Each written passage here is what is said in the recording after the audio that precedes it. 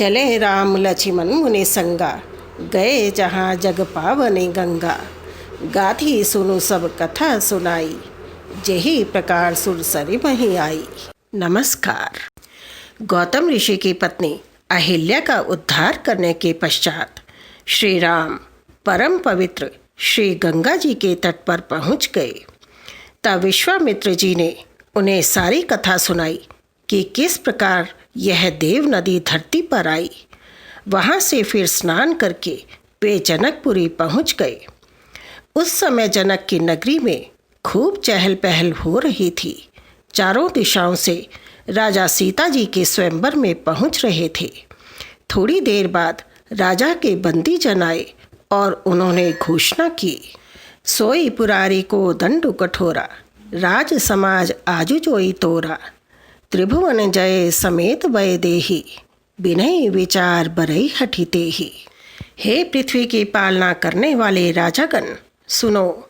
आज राजा के समाज में जो कोई भी भगवान शिव के कठोर धनुष को तोड़ देगा, जानकी जी बिना विचारे उसका वरण कर लेंगी। सुनिपन सकल भूप अभिलाषे, भट मानी अतिशय मन माखे। परिकर बांधी उठे अकुलाई, चले इष्ट देवन सिरनाई। राजा का प्रण सुनते ही वीरता के अभिमानी अपने अपने इष्ट देवों को सर नवाकर धनुष की ओर बढ़े। तमकी धरई धनु मूढ़ नृप, उठई न चले लजाई। मनहु पाई भट बाहु बलु, अधिकु अधिकु गरु आई। वे सब राजा तमक कर धनुष को पकड़ते और जब असफल हो जाते तो लजा कर चले जाते, मानो उनकी भुजाओं का बल पाकर ही धनुष भारी हो गया हो। उनकी असफलता देखकर राजा जनक बहुत दुखी हुए और कहने लगे, कुंवरी मनोहर विजय बड़ी, कीरति अति कमनीय। पावनिहार बिरंचि जनो, रचे उन धनु तमनीय। क्या इस सभा में कोई विजय और कीर्ति पाने वाला नहीं है जो मेरी मनोहर कन्या के लिए ब्रह्मा जी ने रचा हो। राजा के ऐसे वचन सुनकर लक्ष्मण क्रोधित होकर बोले, कही जनक जसी अनुचित बानी, विद्यमान रघुकुल मनि जानी। हे राजन, रघुकुल शिरोमणि के होते हुए आपका ऐसा कहना अनुचित है। तोरऊँ छत्र दंड जिमी, तव प्रताप बलनाथ। जो ना करऊँ प्रभु पद शपथ, कर न धरऊँ धनु हाथ। संभवतः आप मेरे प्रभु का प्रताप नहीं जानते।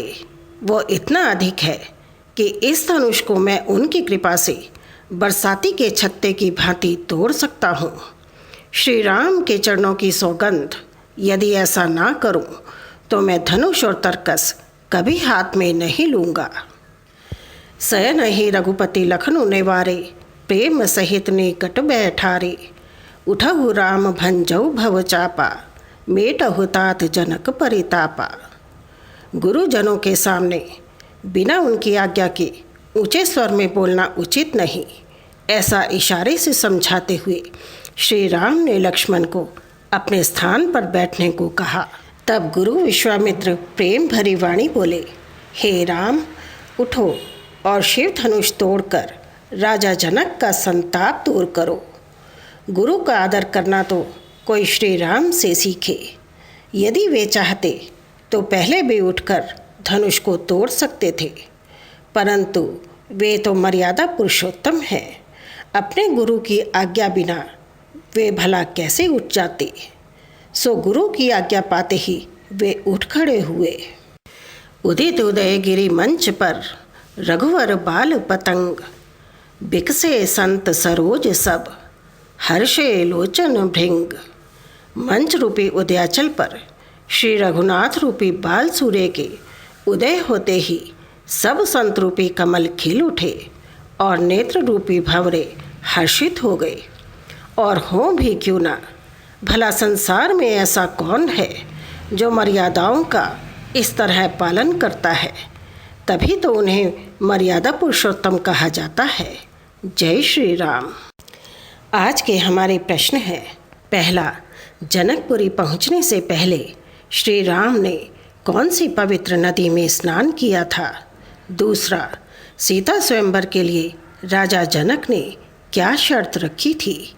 तीसरा, श्री राम धनुष को तोड़ने के लिए किसकी अनुमति की प्रतीक्षा कर रहे थे और उन्होंने ऐसा क्यों किया? नमस्कार।